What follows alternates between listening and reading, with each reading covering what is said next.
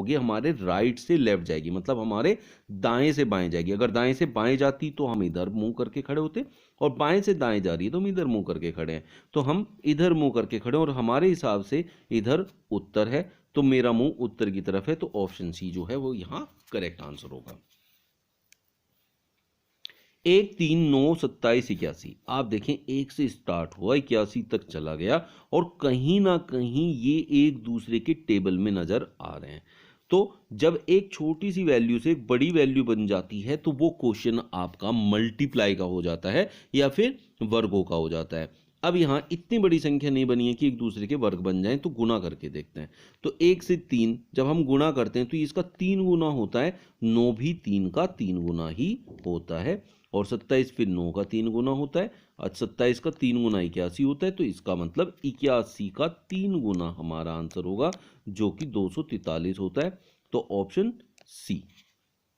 तो आप लोगों ने यहाँ क्या देखा, आपको पहचानना कैसे, क्वेश्चन को कैसे पहचाना जाएगा कि क्या करना क्या है एक्चुअली में सीरीज के अंदर। सीरीज के अंदर सबसे मेन चीज होती है कि आपको बस क्वेश्चन देखते पहचान में आना है कि इसमें करना क्या एक्चुअली में। अब आप यहाँ देखें 1 3 9 27 81, बिल्कुल साफ साफ दिखाई दे रहा है, 3 3 9, 1 3 3, 9 3 27, 27 3 81। दूसरी चीज है एक छोटी वैल्यू से एक बड़ी वैल्यू बन जाती है 3 स्टेप के अंदर। तो ऐसे क्वेश्चन जो होते हैं वो मल्टीप्लाई के ही होते हैं। अब जैसे ये क्वेश्चन और पिछले क्वेश्चन में आप ये डिफरेंस देखें, 1 से स्टार्ट होकर 81 पे पहुंच गया, इतनी जल्दी डिफरेंस इतना बड़ा हो गया। जबकि इस क्वेश्चन में देखें तो 29 से 55 तक ही पहुंचा है, जबकि उससे ज़्यादा एक स्टेप यहाँ लग गया है। अब ऐसे जो क्वेश्चंस होते हैं जो इतनी बड़ी वैल्यू से स्टार्ट हुआ और फिर भी ज़्यादा बड़ी वैल्यू तक नहीं पहुंचा है, तो ऐसे क्वेश्चंस हमेशा डिफरेंस के ही आएंगे, ये मल्टीप्लाई और वर्ग और आपके घन के नहीं हो सकते। तो अब यहां निकाला जाता है अंतर, तो 29 5 34, 34 6 40, 40 और 7 47। तो आप देख रहे हैं यहां एक क्रम बन गया 5 6 7 8। तो जो हमारे पास अंतर है उनमें एक एक का अंतर आ रहा है, तो अगली बार हमें एक का और अंतर बढ़ा देना है 9, और 55 में 9 जोड़ेंगे तो हमें 64 मिलेगा, जो कि ऑप्शन 1 होगा। 25 से 225 आया, तो उसी के अकॉर्डिंग 64 से आगे क्या आएगा, ये आपसे क्वेश्चन पूछा है। 25 के सीधे सीधे टेबल में होता है 225।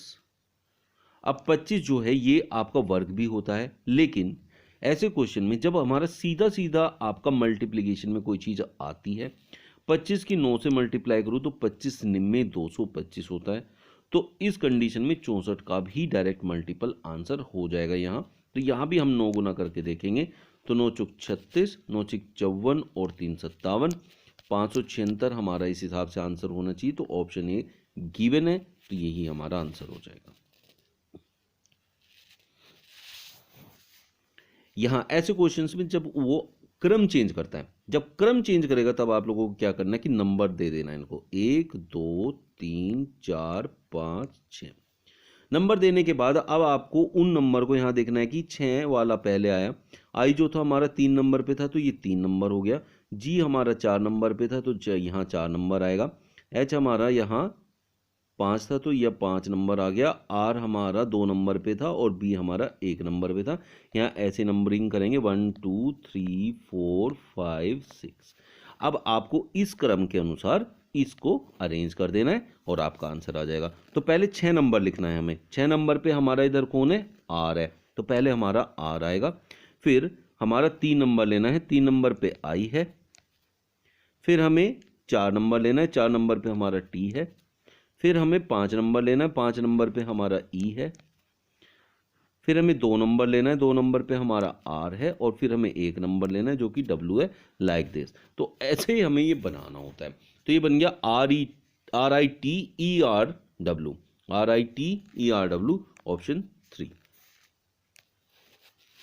एटम बॉम्ब, रेडियम, तो इन दोनों में जो रिलेशन है आगे वही रिलेशन हमें ढूंढना होता है। और इन रिलेशन में ना किसी चीज से कोई चीज बनती है, यूज होती है, या वो उसके द्वारा बनाई जाती है, या उससे ये काम होता है, ऐसी चीजों में बड़ा ध्यान रखा जाता है। जैसे हमारे पास कोई भी मिस्त्री है, मेसन है, काम कर रहा है, तो वो किसी औजार का यूज कर सकता है, या वो कोई काम जो बना रहा है उसको देखा जाए, जैसे कारपेंटर है, कारपेंटर और आरी का मतलब है कि कारपेंटर आरी से काम करता है, लेकिन कारपेंटर और मेज का मतलब है कि वो उसको बनाता है। तो उसमें देखना होता है कि क्या होता है। तो जैसे यहाँ एटम बम और रेडियम है, तो एटम बम जो होता है वो रेडियम की हेल्प से बनाया जाता है। तो इसी तरीके से हमें पनीर देखना है कि पनीर किसकी हेल्प से बनाया जाता है। तो पनीर जो है वो दूध की हेल्प से बनाया जाता है। यदि श्रृंखला 5 9 8 1 3 2 7 4 8 के पहले और दूसरे अंक अदल बदल दिए जाएं तो ये 9 5 हो जाएगा। और इसी प्रकार तीसरे और चौथे में 1 8 हो जाएगा, और पांचवें और छठे फिर 2 3 हो जाएगा। ऐसे ही ये चेंज हो रहा है तो ये 4 7 हो जाएगा, और ये 8 3 हो जाएगा। अब उसने कहा है तो दाएं से, दाएं मतलब इधर से, राइट साइड से, सातवां अंक क्या होगा? तो पहला, दूसरा, तीसरा, चौथा, पांचवा, छठा, सातवां। तो हमसे बात करिए 8 की, तो 8 होगा 7वें नंबर पे अंक। एक कूट भाषा में ए को लिखते हैं बी, मतलब ए से अगले वाला क्रम लिखना है, हमें ए से बी पे जाना है। बी को लिखा जाता है सी, बी से सी बन जाएगा। सी को लिखा जाता है डी, डी बन जाएगा। उसी कूट भाषा में स्मार्ट, मतलब हमें ना इससे अगले अगले अक्षर लिखने हैं। एस से आगे जो आता है वो टी आता है, एम से आगे एन आता है, ए से आगे बी आता है, आर से आगे एस आता है, टी से आगे यू आता है। TNBSU जो कि ऑप्शन 3 है। कृष्णा उत्तर की ओर 15 मीटर चलता है। देखिए पहले इसमें मैंने पहले ही बताया आप लोगों को, ऐसे उसमें क्रॉस बनाना है और अपने अकॉर्डिंग, ये पूर्व है तो ये पश्चिम बनेगा, फिर उत्तर इधर आएगा और फिर दक्षिण इधर आएगा। कृष्णा उत्तर की ओर 15 मीटर चला, तो वो यहाँ 15 मीटर चलता है, ये 15 मीटर हो गया। फिर वह दाईं, देखिए जब ऊपर की तरफ जाएंगे तो आपका फेस इधर होगा, तो आपका दायां इधर होगा और बायां इधर होगा। अब वो दाईं ओर मुड़ा, दाईं ओर मुड़कर 25 मीटर चला, इसको 25 ले लेते हैं। पुनः दाईं ओर मुड़ा, जब हम इस साइड में होते हैं तो ऐसे जा रहे होते हैं, ऐसे जा रहे हैं तो दायां नीचे की तरफ आएगा, और वो 35 मीटर चला। तो आपको क्या करना है, इसको यहाँ से ऐसे मैच कराना है, तो ये भी 25 होगा। अब आपसे कह रहे हैं वह अपने प्रारंभिक स्थान से कितनी दूर है, तो प्रारंभिक स्थान ये था और अभी वो यहाँ पहुंचा है, तो ऐसी जो दूरी होती है ये दूरी को हम जो है विस्थापन कहते हैं। तो ऐसे केस में हमेशा विस्थापन फाइंड आउट किया जाता है, मतलब डिस्प्लेसमेंट फाइंड आउट किया जाता है। तो यहाँ तक ये 15 था, तो यहाँ तक ये भी 15 होगा, तो इधर क्या बचेगा 20, और ये क्या है 25।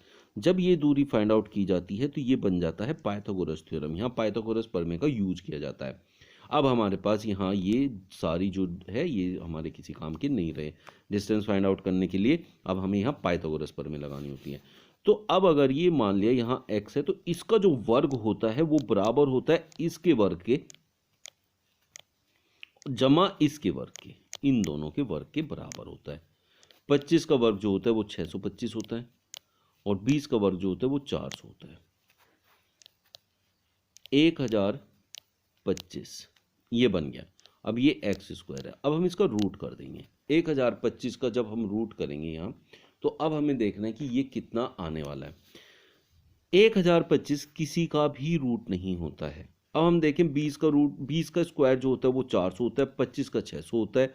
अब अगर मैं इसमें 32 देखूं, 32 मेरा 1024 होता है, तो हम अपना लगभग आंसर इसमें क्लिक करते हैं। तो 1024 जो है वो लगभग 32 का स्क्वायर होता है, तो इसका स्क्वायर रूट जो होगा लगभग 32 होगा। तो ऑप्शन 4 जो है आपका करेक्ट आंसर होगा।